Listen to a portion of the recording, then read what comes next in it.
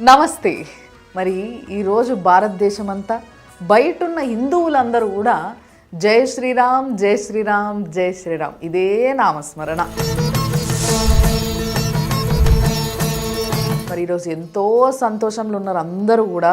ఎందుకో మీకు అందరికీ తెలుసు కదా, ఎస్, అయోధ్యలో ఏదైతే రామభూమిలో మనం కట్టుకున్న గుడి ఉన్నదో అది కేవలం గుడి మాత్రమే కాదు, లోపల ఉన్నది కేవలం విగ్రహం మాత్రమే కాదు, దాని గురించి మాత్రమే కాదు ఈ పోరాటం. Gautam neuro care, brain stroke, migraine, fits, brain and spine surgeries కి బెస్ట్ న్యూరో సర్జన్. మన హిందువుల, మన భారతీయుల ఏదైతే ప్రతిష్ట ఉంటుందో దాన్ని మళ్ళా స్థాపించుకున్నంత పని చేసినాం. అదే సంబరంలో అందరు ఉన్నారు. మరి ఆ సంబరంలో ఒక్కొక్కరు వాళ్ళ సంతోషాన్ని, ఒక్కొక్కరు వాళ్ళ భక్తిని ఒక్కొక్క రూపంలో ఒక్కొక్క విధంగా చాటుకున్నారు. మరట దేశవ్యాప్తంగా, ముఖ్యంగా 2 తెలుగు రాష్ట్రాల వ్యాప్తంగా ఏ విధంగా వాళ్ళ భక్తిని చాటుకున్నారు అనేవి ఒక పెద్ద హైలైట్స్ బుక్ అయి కూర్చుంటుంది. కాబట్టి దాంట్లో కొన్ని హైలైట్స్ నేను సేకరించిన, అవన్నీ చెప్పేస్తే ఇనేసేయండి.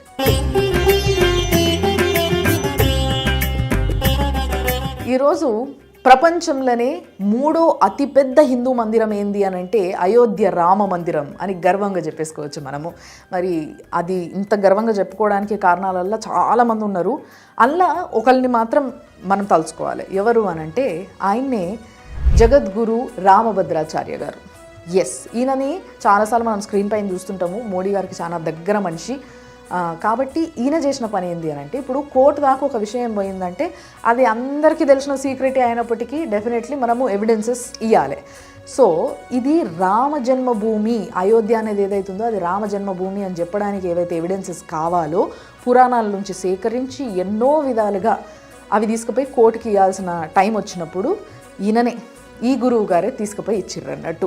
సో రామభద్రాచార్య గారు ఏం చేసిండ్రు అని అంటే 441 ఎవిడెన్సెస్ తీసుకుపోయి కోర్టుకి సమర్పిస్తే దాంట్లో 437 మాత్రం వాళ్ళు తీసుకున్నారు అన్నట్టు. వాటిని బేస్ చేసుకుని, అంటే కోర్టు 437 ఎవిడెన్సెస్ యాక్సెప్ట్ చేసి వాటిని బేస్ చేసుకొని తీర్పునిచ్చి ఈరోజు గుడి కట్టుకోనికి మనకు ఆస్కారం దొరికింది. సో డెఫినెట్లీ ఆయన తెలుసుకోవాలి మనము. అండ్ ఈయనకి 22 లాంగ్వేజెస్ పైన పట్టున్నదంట తెలుసా. అండ్ చాలా చాలా గొప్ప పండితులు అని చెప్పాలి ఈయన. అంటే ఎన్నో పురాణాలు తెలిసిన వ్యక్తి. అండ్ చాలా ఇంపార్టెంట్గా చెప్పుకోవాల్సింది ఏంటి అంటే, మీ అందరికీ తెలుసు ఆయనకి దేవుడు చూపియలేదు, కానీ ఈరోజు ఆ రాముడు గుడికి దారెక్కడా అంటే ఇగో ఇక్కడనే అని చెప్పింది మాత్రము ఎస్, జగద్గురు రామభద్రాచార్య గారు. ఇక రామ మందిరం ముచ్చట్ల 2వ మనిషిని కూడా తెలుసుకోవాలి మనం. ఆయన్నే కేశవ్ పరాశరన్ సార్. ఈయన అడ్వకేట్గా, అసలు నిజంగా ఈయన డెడికేషన్ ఏదైతే ఉందో, ఆయన ఆ డెడికేషన్తో పోరాడిండు కాబట్టే, వాదించిండు కాబట్టే ఈరోజు మన రామ మందిరం మనం కట్టుకోగలుగుతున్నామని కూడా చెప్పుకోవచ్చు. ఎందుకంటే తమిళనాడు నుంచి, శ్రీరంగం నుంచి ఉన్న ఈయన 92 సంవత్సరాల పెద్ద మనిషి. 92 సంవత్సరాల ఏజ్లో కూడా రాముడి కేసు నేను వాదిస్తున్నా అన్న ఒక ఏదైతే భక్తి ఉంటుందో ఆ భక్తి ఆయనకి ఎట్లా చూపించిండంటే, ఏ రూపంలో చూపించిండంటే, ఆయన షూస్ లేకుండా, అంటే కోర్టులో నించొని వాదించేటప్పుడు షూస్ లేకుండా ఉపవాసాలు చేసుకుంటా 40 రోజులు, అంటే 40 కోర్టు సెషన్స్లల్లో పాల్గొని ఆయన చాలా చాలా స్ట్రాంగ్గా నిలబడి ఇది ఎవిడెన్స్ మా దగ్గర ఉన్నది, ఇది కథ అని చెప్పి పోరాడిండ్రు, వాదించిండ్రు. అండ్ ఫైనల్లీ మనం ఈరోజు రామ మందిరం కట్టుకున్నాం. కాబట్టి ఆయనను కూడా తెలుసుకోవాలి. సో కేశవ పరాశర సార్కి కూడా ఒకసారి హ్యాట్సప్ చెప్పాలి. ఈ కేసు స్టార్ట్ అయినప్పుడు ఆయనకి 92 సంవత్సరాలు, ఇప్పుడు 96. ఆయన బాగున్నాడు, మంచిగా చూస్తున్నాడు ఏమేమి జరుగుతుంది, ఆయన వాదించిన కేసు ఎట్లుంది, రాముడి మందిరం ఎంత వైభవంగా కడుతున్నారు, సెలబ్రేషన్స్ ఎట్లా జరుగుతున్నాయని ఆయన నిండు 100 ఏళ్ళు సంతోషంగా ఆరోగ్యంగా జీవించాలని మనం కోరుకుందాం. ఇంకొకటి ఏంటంటే, మన హైదరాబాద్లోనే అల్వాల్లా సూక్ష్మ ఆర్టిస్ట్ అంటారు తెలుసు కదా, చిన్న చిన్న అంటే మినియేచర్ ఆర్ట్స్ చేస్తుంటారు చూసారా, వాళ్ళని సూక్ష్మ ఆర్టిస్ట్ అంటారు. ఆయన పేరు ప్రదీప్, పూస ప్రదీప్. ఈయన ఏం చేసిండు అంటే, ఈయన భక్తిని ఎట్లా చాటుకున్నాడు అని అంటే, రాగి రేకు పైన రాముడి రూపాన్ని మొత్తం కూడా చెక్కిండు అన్నట్టు. అంతేకాకుండా అసలు 60 మినిట్స్ టైంలో 30 మిల్లీగ్రామ్ గోల్డ్తో, అంటే చాలా తక్కువ గోల్డ్తోని సూక్ష్మ రామబాణాన్ని తయారు చేసిండు. ఇక్కడికి ఆగిపోలే ఆ భక్తి. ఒక ముత్యం పైన బంగారంతో జై శ్రీరామ్ అని కూడా రాసిండు. ఎంత కష్టం కదా అసలు నిజంగా అట్లా చేయాలంటే. జస్ట్ అట్లా అంటే ఎన్ని ఇరిగిపోయినాయో తెలియదు మనకి, బట్ చాలా కష్టపడ్డాడు అన్న విషయాన్ని అక్కడ తెలుసుకున్నాం. And at the same time ఎంతో భక్తి ఉంటే తప్పితే ఇలాంటి టాస్క్ని కంప్లీట్ చేయలేరు ఎవరు. ఈ రేంజ్ భక్తి చూసిన తర్వాత నాకైతే నేను షాక్ అయిపోయినా, స్టన్లు ఉండిపోయినా తెలుసా. అసలు నిజంగా ఛత్తీస్గఢ్లో కస్డోల్ అనే ఒక తాండా ఉంది. ఆ తాండాలో ఎంతమంది ఉన్నారో మొత్తం ఆ తాండాలు ఉన్న ఒక జాతి కంప్లీట్గా వాళ్ళకి ఎంత భక్తి అంటే రాముడు అంటే మొత్తం బాడీ అంతా ఎక్కడ జాగ లేకుండా టాటూ వేయించుకున్నారు, రామ్ రామ్ రామ్ రామ్ రామ్ అని. అసలు నిజంగా అంటారు కదా రోమ్ రోమ్ మే రామ్ అని, అట్లా మొత్తం బాడీ అంత గ్యాప్ లేకుండా రామ్ రామ్ అని వేయించుకున్నారు. ఇక నెక్స్ట్ ముచ్చట ఏంటిది తెలుసా, సిద్దిపేటకు చెందిన డాక్టర్ గుర్రం దయాకర్ అనేట ఆయన నిజంగా గుడిని ఎంత అద్భుతంగా తయారు చేసిండంటే చాలా అద్భుతంగా ఉంది. చూడండి మా వాళ్ళు చూపిస్తారు. కానీ దేంతో తయారు చేసిండు తెలుసా, రైస్ గ్రెయిన్స్తోనే, అంటే బియ్యం గింజలతోని మొత్తం 16,000 బియ్యం గింజలు పట్టినాయంట. సో 16,000 బియ్యం గింజలతోని గుడిని తయారు చేశారు. అసలు ఈ గుడి ఏదైతే స్ట్రక్చర్ ఉందో దీన్ని చిన్న చిన్నగా ఇట్లా చెక్కతోని వీటితో బయట చేసి అమ్ముతున్నారు ఇప్పుడు. కానీ వాటన్నిటికన్నా కూడా చాలా డిఫరెంట్గా చాలా బాగుంది. ఇది దొరికితే బాగుంది నాకు, మంచి ఇంట్లో పెట్టుకుంటాను. అయోధ్యలో రాముడి గురించి ఎట్లయితే చెప్పుకుంటామో అంతే ఫేమస్ బ్రదర్స్ ఉన్నారు. వాళ్ళే భగవత్ అండ్ శంకర్ లాల్ బ్రదర్స్ అంటారు అనమాట వీళ్ళని. వీళ్ళు అంటే వీళ్ళ ఫ్యామిలీ కొన్ని సంవత్సరాలుగా, ఒక 30 సంవత్సరాలుగా వాళ్ళ ఫాదర్ బాబు లాల్ అనేటైన ఆ అయోధ్య రామచంద్రుడికి బట్టలు కుట్టి పంపించేటోడు అన్నట్టు.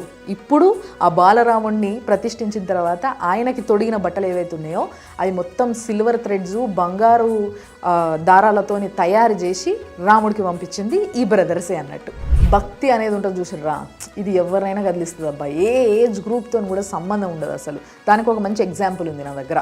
అసలు గుజరాత్ సూరత్కి చెందిన భవికా మహేశ్వరి అనే ఒక చిన్న పిల్ల, అంటే 14 years ఓల్డ్ పిల్ల, ఈమె ఎప్పుడైతే రాముడి గురించి, రాముడి చరిత్ర గురించి తెలుసుకుందో అప్పటి నుంచి రాముడి మందిరానికి ఏదైతే అయోధ్యలో కడుతుందో ఆ రాముడి మందిరం కోసం ఏదో చెయ్యాలి, ఏదన్నా చెయ్యాలి అన్న ఒక ఆలోచనతోని ఆమె తెలుసుకున్న రాముడి లీలలు, కథలు ఇవన్నీ చెప్పుకుంటా 50,000 కిలోమీటర్లు ట్రావెల్ చేసి మస్తుగా అంటే మస్తుగా పైసలు జమ చేసింది, అందరి దగ్గర నుంచి సేకరించింది. అట్లా 52 లక్షల రూపాయలను విరాళాలుగా ఆ గుడికి సమర్పించింది అన్నట్టు, అందరి దగ్గర నుంచి కలెక్ట్ చేసి. అయితే దీంట్లో భాగంగా హైలైట్ ఏంది అని అంటే లాజ్పూర్ జైలుకి పోయి అక్కడున్న ఖైదీలకు కూడా రాముడి లీలలు, కథలు చెప్పిందంట. సో వాటికి అంటే ఆ పిల్ల చెప్పడంతో ఎంత క్యూట్గా చెప్పిందో, ఆ చెప్పడంతో వాళ్ళందరూ కూడా ఇంప్రెస్ అయిపోయి ఖైదీలందరూ కలిసి చందాలు వేసుకొని 1,00,000 రూపాయలు ఇచ్చిండ్రట. ఇప్పుడు మనం అందరం కూడా, మన తెలుగు వాళ్ళం అందరం కూడా చాలా గర్వంగా ఫీల్ అయ్యే ఒక ముచ్చట చెప్పాలనుకుంటున్నాను నేను. ఏంటిది అని అంటే అయోధ్య రాముడి గుళ్ళ ఆ రాముడికి పూజలు చేసేటందుకు అర్చకులని ఎట్లా సెలెక్ట్ చేసిండ్రట అంటే దేశవ్యాప్తంగా ఒక 3,000 మందిని ఇంటర్వ్యూలు చేసిండ్రట. అట్లా చేస్తే ఒక 50 మందిని సెలెక్ట్ చేసిండ్రు. ఆ 50 మందిలో తిరుపతి నుంచి మోహిత్ పాండే అనేటాయన ఒక ఆయన సెలెక్ట్ అయ్యింది అన్నట్టు.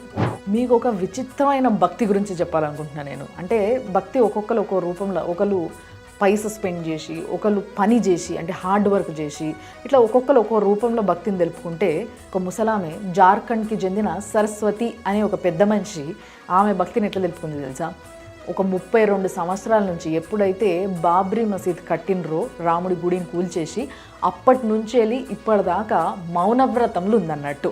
అంటే ప్రతిరోజు మధ్యాహ్నం 1 గంట మాత్రమే మాట్లాడేదంట. మిగతా టైం అంతా కూడా ఏమన్నా మాట్లాడాలన్నా, అడగాలన్నా పేపర్ మీద రాసిచ్చడో, సైగలు చేసుడో చేసేదంట.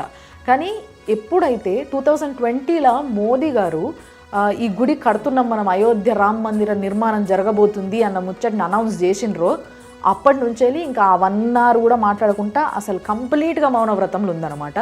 ఆమె ఈ January 22 రోజు మంచిగా మాట్లాడతా, అప్పటి వరకు మాట్లాడను అని చెప్పేసి ఒక ప్రామిస్ తీసుకుంది అండ్ దానిపైన నిలబడ్డది.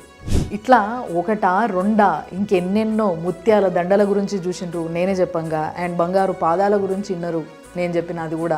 సో ఇట్లా ఎన్నో ఎన్నో అసలు కొంతమంది అయితే ఇప్పుడు పెళ్లి పిల్లకి సారే పంపిస్తారు చూసిండ్రా, అట్లా రామచంద్రుడికి సారే పంపించండ్రు కొన్ని రాష్ట్రాల నుంచి, ఒరిస్సా నుంచి, ఎక్కడి నుంచో. సో ఇట్లా దేశవ్యాప్తంగా ఒక్కొక్కరు ఒక్కొక్క రూపంలో వాళ్ళ భక్తిని తెలుపుకుంటా ఉన్నారు. అండ్ ఫైనల్లీ నేను చెప్పాలనుకుంటున్నది ఏంది అని అంటే, ఎంతోమంది అంటే ఇట్లా విచిత్రంగా కాకుండా చాలామంది వాళ్ళ చేతి నుంచి వాళ్ళు కష్టపడి సంపాదించిన పైసల్ని రామ మందిరానికి ఇంత నేను ఇస్తున్నా అని చెప్పి స్తోమత ఉన్నోళ్ళు, లేనోళ్ళు ప్రతి ఒక్కరు 10 రూపాయల నుంచి మొదలు పెడితే కొన్ని లక్షలు, కొన్ని కోట్ల వరకు విరాళాలు ఇచ్చిండ్రు. దేశవ్యాప్తంగా దేశం బయట ఉన్న ఎంతోమంది, వేరే ఫారెన్ కంట్రీస్లో ఉన్న మన హిందువులు కూడా ఎంతోమంది పైసలు ఇచ్చిండ్రు. నిజంగా వాళ్ళందరికీ కూడా ఒక గుర్తింపు ఉండాలని వాళ్ళందరినీ కూడా నేను యాద్ చేస్తున్నా. సో ఈరోజు ఏదైతే కళ్ళ ముందు రామ మందిరం ఎంత వైభవంగా కనిపిస్తుందో అదంతా హిందువులు సాధించిన ఘనత. అండ్ నేను మొదట్లో చెప్పినట్టు మన ప్రతిష్టని మనం నిలబెట్టుకున్నాం. జై శ్రీరామ్.